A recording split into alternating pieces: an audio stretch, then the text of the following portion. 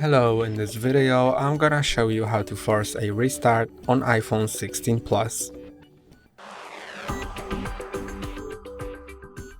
When your iPhone freezes and doesn't respond to your touch, then you may try to force restart it. To force restart it, press on volume up, then volume down, and then press and hold on the power button.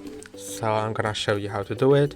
Short press on the volume up, then volume down, then press and hold on the power button, and keep pressing until the screen shuts down.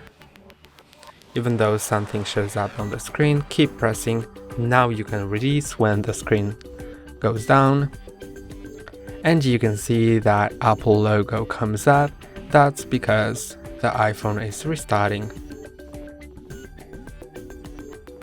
And now the iPhone is on. You can see it's unfreezed. That's all for today. Don't forget to like and subscribe. See you next time.